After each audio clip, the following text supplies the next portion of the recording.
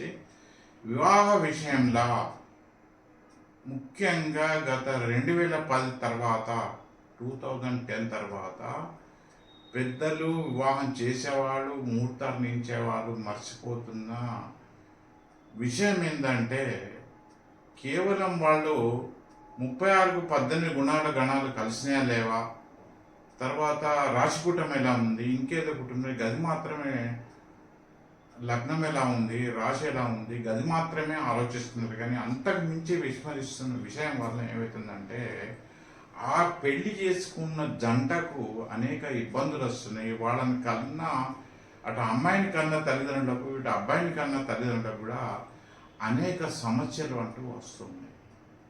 ఇట్లా ముఖ్యమైన విషయం ఏంటంటే ఇదంతా అనేక కాలం కూడా వచ్చిన మార్పుల వల్ల మనం కొత్త విషయాలను మనం అబ్జర్వ్ చేయాల్సి వస్తుంది, మనం అన్వయించుకోవాల్సి వస్తుంది. దాంట్లో ముఖ్యమైన అందరూ తల్లిదండ్రులు కానీ, వివాహ పొంతలు చూసేవాళ్ళు కానీ, పెళ్లి చేసేవాళ్ళు కానీ, ఈ పెళ్లి సంబంధాలు కుదిర్చేవాళ్ళు కానీ, ఎవరైనా కానీ, మ్యాట్రిమోనీలు కానీ అందరూ విస్మరిస్తున్న విషయం కేవలం ఎన్ని పాయింట్లు కలిసినాయని ఒకటే చూస్తున్నారు కానీ సంఖ్యాశాస్త్రాన్ని విస్మరిస్తున్నారు. ఆ సంఖ్యాశాస్త్రాన్ని విస్మరించడం వల్ల అది కొత్తగా కనుక్కున్నది కాదు, ఏదో ఇంగ్లీష్ దేశాల నుంచి మనం దిగుమతి చేసుకున్న సబ్జెక్ట్ కాదు. రాని వాళ్ళు దాని మీద సంఖ్యాశాస్త్రం మీద అవగాహన లేని వాళ్ళు ఏదేదో మాట్లాడుతుంటారు. మనం దశమి అంటాం, నవమి అంటాం, పంచమి అంటాం, అదంతా సంఖ్యాశాస్త్రం కాదా? ఉదాహరణకి ఒకప్పుడు మనం మాసం, తిథి, పక్షం, వారం ఇది మాత్రం చూసేవాడు. కానీ ఇప్పుడు కాలానుగుణంగా అంతర్జాతీయంగా వచ్చిన మార్పుల వల్ల నేటి కాలంలో ఈ డేట్ ఆఫ్ బర్త్ను కూడా ఖచ్చితంగా మనకు ఫలానా తేదీ నాడు, ఫలానా డేట్కు, ఫలానా ఊర్లో, ఫలానా టైంకు మనకు డేట్ ఆఫ్ బర్త్ డీటెయిల్స్ మాత్రం ఖచ్చితంగా ఇవ్వాల్సి వస్తుంది. దాని ప్రకారమే జాతకం వస్తుంది. దాని ప్రకారం date of birth, birth place ప్రకారం మాత్రమే మనకు జాతకం తయారవుతుంది. దానివల్ల మనిషి యొక్క జీవితం ఏం జరగచ్చు, ఏం జరగబోదు అనేది ఒక అంచనా సూచిస్తుంది, ఇండికేటింగ్ సైన్స్. సో ఇక్కడ ఏమవుతుందంటే ఉదాహరణకి అది ఎవరిదైనా కానీ 1కి 8 పడదు. ఎవరైనా 1వ తారీఖు అయితే వాళ్ళకి 8వ తారీఖు వాళ్ళతో పడదు, 2వ తారీఖు పుట్టిన వాళ్ళకు 9వ తారీఖుతో పడదు, 3వ తారీఖు పుట్టిన వాళ్ళకు 5 లేక 6 వాళ్ళతో పడదు, 4వ తారీఖు పుట్టిన వాళ్ళకు 9వ తారీఖు పడదు, తర్వాత 5వ తారీఖు పుట్టిన వాళ్ళకు 2వ తారీఖు నాడు పడదు, 6వ తారీఖు పుట్టిన వాళ్ళకు 3వ తారీఖు పడదు, 7వ తారీఖు నాడు పుట్టిన వాళ్ళకు 3వ తారీఖు పడదు, 8వ తారీఖు పుట్టిన వాళ్ళకు 1వ తారీఖు పడదు అండ్ 2 కూడా పడదు, 9వ తారీఖు పుట్టిన వాళ్ళకు 4, 2 నెంబర్లు పడదు. ఇది ఒకటి. ఆ డేట్ ఆఫ్ బర్త్ చూడకుంటే అది కొంతమంది డబుల్ డిజిట్స్ ఉంటాయి. ఉదాహరణ 11వ తారీఖు, 11 అంటే 2 అవుతుంది. ఆ 2 వాళ్ళకు 9 నెంబర్తో పడదు. అది అగ్నితత్వం, ఈ జలతత్వం.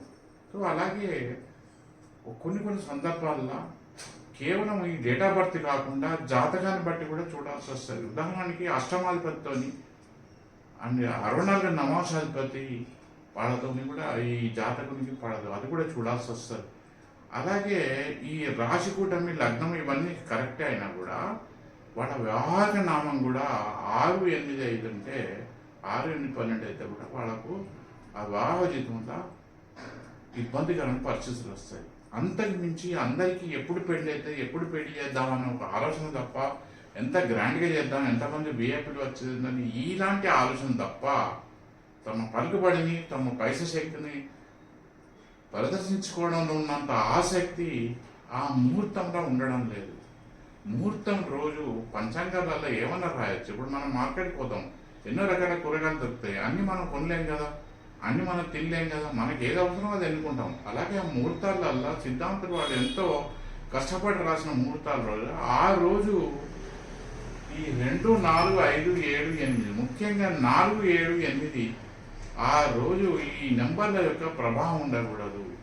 మంచి నెంబర్లు అంటే 1, 3, 6, 9 ఈ నెంబర్ల ప్రభావం ఉన్న రోజు వివాహం చేస్తే అది ఆ కన్న తల్లిదండ్రులకు, ఇరువురికి, ఆ దాంపతులకు వాళ్ళ జీవితం, వైవాహ జీవితం చాలా ఉన్నతంగా, సంతోషంగా, సుఖ సంతోషంగా గడుపుతుంది, వంశవృద్ధి ఉంటుంది.